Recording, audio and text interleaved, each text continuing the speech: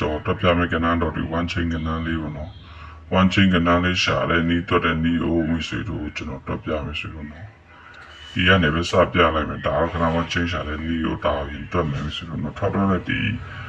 688ကိုကျွန်တော်ပြယူမယ်လဲဆိုတော့688ကိုကျွန်တော်ပေါင်းလိုက်မယ်ဆိုတော့ပေါင်းလိုက်မယ်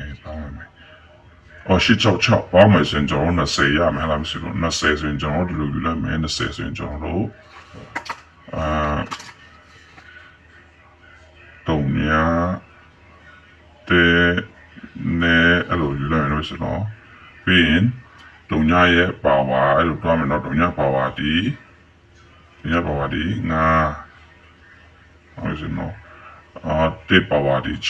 6နေပါဝါဒီခွန်ပြီးရင်ကျွန်တော်တို့ဒီနေရာတော့ပို့တတိထားရတော့ဒီမှာဆိုရင်ကျွန်တော်တို့ဒီ9ရဲ့ဒီနက်ခတ်ကိုပြန်ယူမယ်ကျွန်တော်တို့နက်ခတ်နဲ့ပြန်သွားမယ်ဆိုခုနတော့ဒါပါပါတော့ဒါနက်ခတ်နဲ့သွားမယ်ဆိုနက်ခတ်ဆိုရင်ကျွန်တော်ဘာရမလဲ9နက်ခတ်ဒီ3 6နက်ခတ်ဒီ9ခုနက်ခတ်ဒီ3ညာဆိုပြီးကျွန်တော်တို့ဒီအတွဲရလာမယ်ဒါ one chain ဒီ3တွဲရှိမယ်ဆိုတော့ one chain ဒီ3တွဲပါနော်ဒီလို one chain 3တွဲရှိမယ်အဲ one chain 3တွဲကိုကျွန်တော်တို့ပဲတွဲယူရမယ်ဆိုအဲ့ဒီတွဲနည်းလေးကိုကျွန်တော်ပဲတွဲယူရမယ်ဆိုတော့ကျွန်တော်ဒီလိုကြည့်လိုက်ပါမယ်ဆိုတော့ဒီလိုယူရမယ်ဒီအလေးအနေ9ရထောက်တော့ကနားမယ်တော့တယ်နော်3ရ6ရဒီဟာလေးလုံးကျွန်တော်တို့ပေါင်းယူလိုက်မယ်ဆိုတော့အဲ့ဆိုပေါင်းလိုက်မယ်ဆိုရင်9နဲ့ဆိုရင်330ဆိုရင်ဒါဆိုရင်16ဟုတ်လားမဆို16ဆိုတော့ကျွန်တော်တို့ရတယ်16ဆိုရင်ဘာရမလဲ6ပါဝါဒီတက်လို့ယူလိုက်မယ်6နဲ့ခတ်ဒီ9လို့ယူလိုက်မယ်နော်ကျွန်တော်ယူရမယ်ဒီအတွဲလေးယူမယ်ဆိုရင်ကျွန်တော်တို့ရမယ်ဟိုပါဘောနော်ယူတဲ့one chain တော့ယူမယ်နီအိုဒီယူမယ်ဆိုရင်ဒီဟာဒီပါဝါနဲ့ခတ်6ပါဝါ6နဲ့ခတ်နဲ့ကနာယူလိုက်မယ်ဒီ6ပါဝါ6နဲ့ခတ်တယ်သူက9တက်ရှိမယ်ဒါရလာတဲ့6ပါဝါ6ကနဲ့ခတ်ဒါဆိုရင်ကျွန်တော်အဲ့9တက်နော်9တက်ရတာမျိုးဆိုလို့နော်9တက်ဆိုတော့ကျွန်တော်တို့ဒီထဲကနော်ဒီထဲက one chain ဆိုရင်9တက်ရှိတဲ့နေရာယူမယ်ဆိုရင်ဘာပဲကနာရှိမယ်ဆိုတော့ဒါဆိုရင်ဒီတလုံးပေါ့အော်ဒီ9စင်မှာ3ကိုတုံညာရဲ့တစ်ဆိုရင်တုံညာတစ်နဲ့ရဲ့အဲ့ဒီအတွဲနဲ့ကျွန်တော်တို့ဒါ one chain ကနာလေးပေါ့နော် one chain ရတဲ့ကနာလေးပြောရတော့ကျွန်တော်ရ one chain ဒီတုံညာတစ်နဲ့3ကိုတုံညာ one chain ဆိုတော့ဒူထော်တော်ကနာဘာထော်တော်လဲဆိုဒူထော်တော်တာတုံညာကိုထော်တော်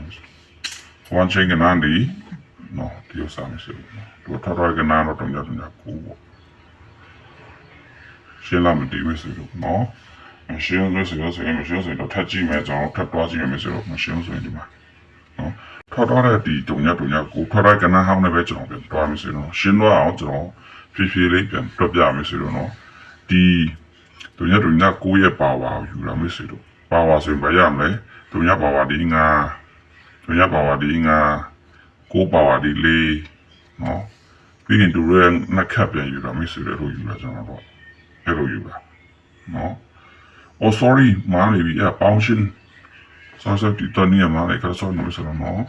ကျွန်တော်အပေါင်းမယူသေးပေါင်းလိုက်တာတော့အားလုံးပေါင်းလိုက်တာခုနလိုမျိုးပဲပေါင်းလိုက်ရင်ကျွန်တော်ပါရမယ်ဆိုတော့ပေါင်းလိုက်9ရမှာမရှိတော့နော်9တုံညာတက်လို့ကျွန်တော်တို့ပေါ်ကြီးတက်ပြီးဟိုပါဘောနော်ကြီးလာပြောရတော့9တုံညာတက်ပေါ့သူ့ရဲ့ပါဝါကိုယူတာမရှိတော့9ပါဝါဒီမရှိတော့ဘာရလဲ9ပါဝါဒီ4တုံညာပါဝါဒီ5တက်ပါဝါဒီ6ပြီးသူ့ရဲ့ပါလဲဒီ4 5 6ရဲ့နှက်ခတ်ကိုကျွန်တော်ပြန်ယူရမယ်ဆိုတော့4 5 နှက်ခတ်ယူမယ်ဆိုရင်4နှက်ခတ်တင်နဲ့5နှက်ခတ်ဒီ3 6နှက်ခတ်ဒီ9ဆိုပြီးကျွန်တော်တို့အဲ့ရလာတယ်ဆိုတော့သူတို့ရဲ့ one chain ကနောက်ကျွန်တော်ဘယ်လိုရှာရမလဲဆိုတော့မျိုးဆိုတော့ကျွန်တော်ကြည့်ရအောင် one chain ကနောက်ရှာဖို့ဆိုရင်ကျွန်တော်ဘယ်လိုကြည့်ရမလဲဒီကထောက်တော့ကနောက်ဒီခလေးနာ6ရှေ့ဒီက6ရဒီ3ညပါနော်သူတို့ရဲ့လေးလုံးကိုကျွန်တော်ပေါင်းယူတာမျိုးဆိုတော့ပေါင်းလိုက်မယ်ဆိုရင်ဘာရမလဲ 6နဲ့8 14ကြောက်ဆိုရင်20တုံညာဆိုရင်တုံညာဆိုတော့တာတော့ဒါဆိုဒီလေးလုံးပေါင်းချင်းနေ20ရ20ဆိုရင်ကျွန်တော်ဘာပဲယူမလဲတုံညာတုံညာပဲယူမယ်ပြောရင်တုံညာရဲ့ပါဝါနဲ့တုံညာနဲ့ခက်ကိုကျွန်တော်ယူမယ်နော်ပါဝါနဲ့ခက်ယူမယ်နော်တုံညာပါဝါဒီငါတုံညာနဲ့ခက်ဒီခွန်ဒါဆိုရင်ကျွန်တော်ယူမယ်ကနန်းဒီသူတို့ရဲ့ပါဝါနဲ့ခက်အဲ့ဒါဆိုရလာဒါဆိုရင်ငါခွန်တလုံးရှိတဲ့တွဲလေးကိုကြည့်မယ်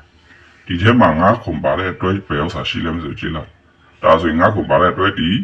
4 5 6တွဲပေါ့ပြောရင်ဒါဆိုရင်ကျွန်တော်တို့ငါတော့ရှိတဲ့ခွန်တော့မရှိဆိုတော့ဒီညာရှိတယ်ဒါဆိုရင်ဒီအတွဲလေး one chain ပေါ့ပြောရင်တော့4 5 6 one chain ဆိုတော့4 5 6 one chain နော်ဆိုတော့နော်4 5 6 one chain ကသူကထောက်တော့ပါထောက်တော့မဆိုတော့ထောက်တော့ကနန်းဒီငါတယ်လီထောက်တော့ဒါဆိုရင်ကျွန်တော်တို့ one chain ကြီးတာမဖောက်တယ်နော်ဆိုတော့နော်ကဲမရှိတော့ဒီတော့ဒီတိုင်းပဲကြော်ထပ်သွားကြည့်အောင်ထောက်တော့ကနန်းဟောင်းပဲကျွန်တော်ငါတယ်လီနဲ့ပြန်သွားမယ်နော်ဒီငါတယ်လီကိုကျွန်တော်ငါတယ်လီပါယူလိုက်မရှိတော့ငါတယ်လီကိုကျွန်တော်အောင်ပေါင်းလိုက်ပြီဆိုပေါင်းလိုက်ပါပေါင်းလိုက်မယ်ဆိုရင်ဆိုပါရမယ်ငါဒီကတော့ပေါင်းမယ်ဆိုရင်30ဟလာမယ်ဆို30ဆိုရင်တုံညာတဲ့နဲ့ဆိုပြီးကျွန်တော်ယူလိုက်မယ်တုံညာတဲ့နဲ့ရဲ့ပါဝါနော်မယ်ဆိုတော့ပါဝါပါလေတုံညာပါဝါဒီတဲ့ပါဝါဒီ6နေပါဝါဒီခွန်ပြီးတော့ပါယူလေသူရဲ့နှခတ်ဒီငါ6ခွန်ရနှခတ်ယူတော့မယ်ဆိုတော့ဒီငါ6ခွန်ကဆိုရင်ပါယူလေငါနှခတ်ဒီတော့ကျွန်တော်ကပ်ဒီခုနကပ်ဒီတုံညာပြီးရင်ကျွန်တော်တို့ဒီရမယ်ဒီ3လုံးကဘယ်ထဲက one chain ယူရမလဲ one chain ယူပဲနီးကိုကျွန်တော်ပြန်ကြည့်မယ်ဒီထွက်သွားတဲ့ဒီဟာကိုအကနဟောင်းပဲယူရင်ဒီရ6ရဲ့တုံညာရဲ့9ရဲ့10ရဲ့ပေါင်းလိုက်မယ်အလုံးပေါင်းလိုက်မယ်ဆိုတော့အလုံးပေါင်းလိုက်ဒီလေးလုံးပေါင်းချင်လို့ရမယ်ဒီနဲ့9ဆိုရင်30 66ဒါတုံညာ16ဆိုရင်ကျွန်တော်တို့ပါယူလဲ6ပါဝါနဲ့6နဲ့ခက်ယူမယ်။နော်ဆိုတော့6ရဲ့ပါဝါရဲ့6ရဲ့နဲ့ခက်ယူမှာကျွန်တော်တို့နော်6ပါဝါပါရမယ်ဆိုတော့6ပါဝါဒီ6ပါဝါဒီတဲ့6နဲ့ခက်ဒီကိုဒါဆိုကျွန်တော်တို့ရတဲ့အတွဲဒီကိုတက်တလုံးမျိုးဆိုကိုတက်ရှိတဲ့အတွဲလေးကိုပဲကျွန်တော်တို့ယူရမယ်ဒါဆိုကိုတက်ရှိတဲ့တွဲပါရှိတယ်ဆိုတော့ကိုဆိုရင်ဒီတလုံးပေါ့နော်ကိုတုံးကိုတုံးနဲ့တက်ပါတဲ့တွဲဒီမှာကိုတက်ဆိုရင်တုံညာတက်နေပေါ့ဒါဆိုရင်ကျွန်တော်တို့ရတဲ့ one chain ဒီတုံညာတက်နေနဲ့တုံးကိုတုံညာမရှိဘူးဘယ်လိုပေါ့သူကထောက်ကနန်းဒီ6တက်နေထောက်တော့မရှိဘူးဒါဆိုကျွန်တော်တို့ရတဲ့ one chain ဒီနော် one chain မရှိတော့နော်ကဲဒီတပတ်ကနန်းလေးကျွန်တော်တို့တွားကြည့်ရအောင်ဆိုဒီတပတ်တော့ကဲဒီတပတ်တော့မှဒီထော်ရတဲ့ဒီ6တင်းနေကနန်းဝဲကျွန်တော်ကြည့်မယ်ဆိုတော့6တင်းနေကိုကျွန်တော်အားလုံးပေါင်းလိုက်မယ်ဆိုပေါင်းလိုက်ဆိုမှရမယ်9ရမယ်9တုံညာတဲလို့ယူလိုက်မယ်ပြီးကိုတုံညာတဲရဲ့ပါဝါနော်9ပါဝါဒီလေးတုံညာပါဝါဒီ9တက်ပါဝါဒီ6ပြီးတော့ယူလိုက်ဆိုတော့သူရဲ့4 5 6ရဲ့နဲ့ခတ်နော်ဒီနဲ့ခတ်ဒီနဲ့9နဲ့ခတ်ဒီ3 6နဲ့ခတ်ဒီ9ဒါဆိုကျွန်တော်တို့အတွဲရဲနီးလောင်းကြည့်မယ်ဆိုရင်ဒီကတုံညာရဲ့9ရဲ့4ရဲ့10ရဲ့ဒီလေးလုံးကိုကျွန်တော်တို့ပေါင်းနေပြီဆိုတော့ပေါင်းချိန်မရမယ်တုံညာ9ဆို5 4 9 10ဒါဆိုတုံညာရဲ့ပါယူနေဆိုတော့ကျွန်တော်တို့တုံညာရဲ့ပါဝါနဲ့တုံညာနဲ့ခက်ယူမှာကျွန်တော်တို့နော်တုံညာပါဝါဒီတုံညာနဲ့ခက်ဒီခွန်ဒါဆိုရင်ခွန်5ရှိတဲ့တွဲကိုကျွန်တော်တို့ယူမှာမရှိတော့ခွန်5ရှိတဲ့တွဲယူဒါဆိုရင်ခွန်5ရှိတဲ့တွဲဒီရတယ်ဆိုတော့ခွန်မရှိ5ပဲရှိဒီ4 5 6ပေါ့နော်4 5 6နော်4 5 6ပြောရတော့ဒီ4 5 6ပေါ့တကယ်လို့မိဆွေတို့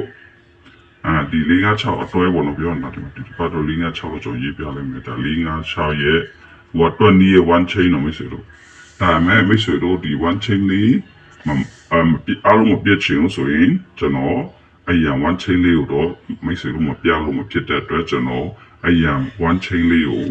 နည်းနည်းတော့ပြချင်တယ်ဒါညီကိုကနန်းဖြစ်တဲ့အတွက်ညီကိုမဖြစ်တဲ့ကနန်းလေးကိုကျွန်တော်မိတ်ဆွေတို့မျှဝေပေးပါမယ်လို့ဆိုတော့ဒါ1 chain ဒါဒီဟိုလာနိုင်တဲ့နီးဘလို့ကူလေးနေရယ်နော်တုံညာ53ရယ်169ရယ်ပြီးရင်ဒီကဘာလို့ရှိတယ်မဆိုတော့ကြည့်လိုက်မယ်ဆိုတော့ဘာလို့ရှိလဲနေ3ဒါတွေအရာနေပြီဆိုတော့နေ3ဒါအရာဒီတပါးညီကိုကနားလာမယ်ဆိုရင်တာလာမယ်ဒီကေလို့ညီကိုမလားဆိုရင်ဒီကမိဆွေတို့ဒါကြည့်လိုက်နော်နေ3ဘာလို့ဆိုတော့မိဆွေတို့များမယ်လို့ထင်နေတာမိဆွေတို့ထီရတာတဲ့အတွေ့လေးကိုမိဆွေတို့ရင်ကြည့်ပါဒီမှာ9ခွန်အခုက9ခွန်မဲ့သူကခွန်မပါခွန်ဝါ9ရှိတယ်ဆိုတော့သူက456 1 chain နော်ပြီးရင်ဒါမှမဟုတ်ဒီလိုယူကြည့်လိုက်တုံညာ9ရှိပါလေကနာပါလေတလုံးနော်တုံညာ9လဲ1 chain ဖြစ်နိုင်တယ်မိဆွေတို့ဒါတွေကတော့အရင်ဒီပေါ်တော့ဒါတွေကတော့ဒီလာတော့ဒီတလုံးနဲ့ဒီဟောတလုံးအလုံးဒါ1 chain နော်ဒီလာမယ်နေရဟာလာ2016မိဆွေတို့နော်ကြိုင်မှာဒီတော့3ကြည့်တော့မိဆွေတို့တော့ပါပဲနော်